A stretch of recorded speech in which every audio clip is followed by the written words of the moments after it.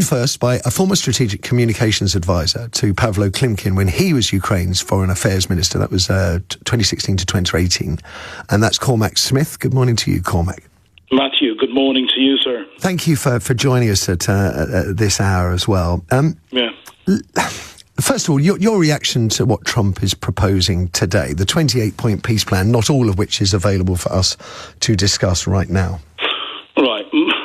My reaction, I've just been talking to a friend of mine in Ukraine who fought on the front lines.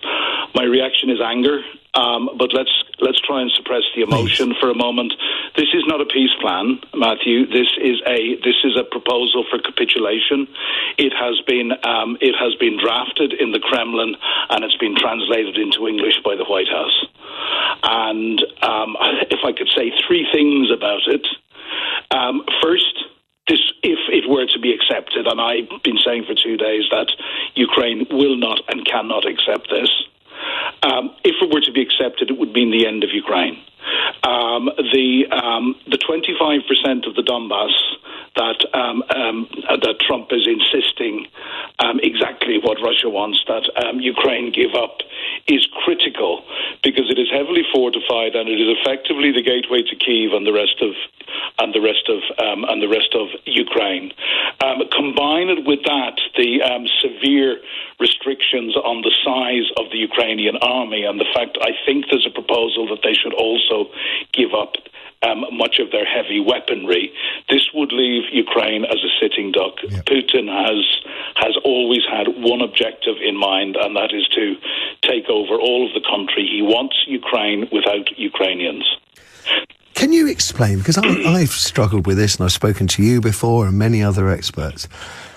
I can't quite get why Trump seems so enamoured with Putin, who humiliated him in Alaska, who has thwarted his every attempt thus far to sort of bring peace to Ukraine. And yet time and time again, Trump returns to a position which many would say favours Putin, favours Russia, and does anything but for Zelensky and Ukraine. Well, look, there's wiser men than me are trying to figure out Donald Trump, and there are many, many theories about him. I certainly said almost 2 years ago on a live TV interview that Trump was in Putin's pocket. I was challenged by the interviewer. I was also challenged by a gentleman called Greg Swenson, who is the chair of Republicans abroad, and I had no compunction whatsoever with standing firmly by it and saying, yes, I believed it. Now, there are many theories as to why that is, but it is clear that Trump, well, two things are clear. It is clear that Trump is in awe and enthralled by what he perceives as dictator strongmen in general, and Putin in particular. And the other thing that I would say without any hesitation, this is clearly probably the most corrupt, venal president in U.S. history.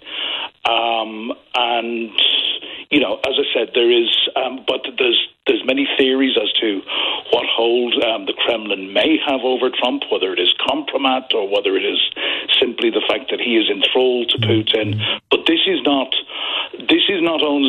obviously not in Ukraine's interest. It is most certainly not in our interest in a wider Europe.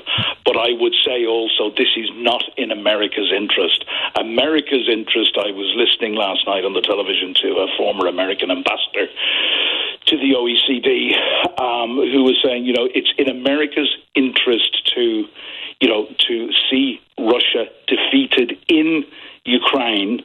The second point I was going to make is, you know, this is sending a death knell to our rules-based order, Matthew, and I've been talking about this for many years, and people poo-hoo it, but our rules-based order, imperfect as it is, has pertained for 80 years. So agree with this, Cormac. I so agree with this. Can I ask you to just explore a little more deeply what the European response is likely to be? I mean, I think we can already see it, which is great dissatisfaction with what Trump is proposing. But how may Europe respond? I mean, that's the $64 million question here. Matthew, I am sick to death of strong words and standing shoulder to shoulder and for as long as it takes and condemnation. Our leaders absolutely must move past words. And now one of the very first things they must do, there is 140 billion euros in frozen Russian assets, which I believe it was the Belgians blocked being released and given to Ukraine last month. It is now absolutely critical.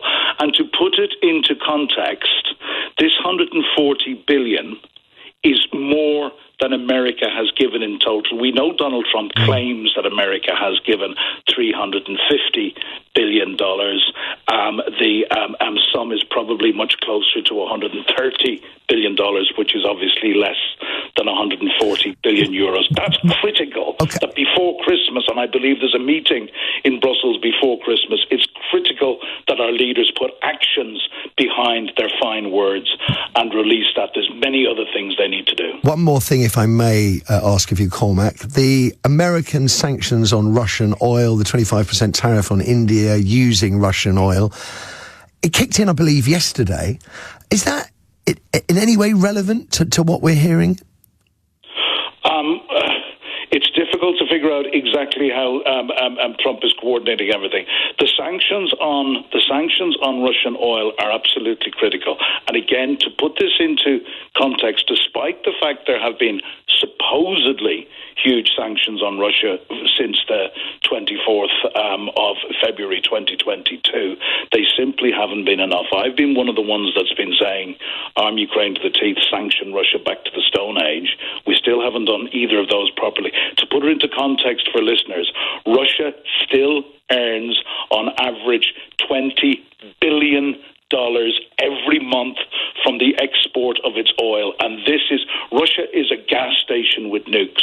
They have very, very little else.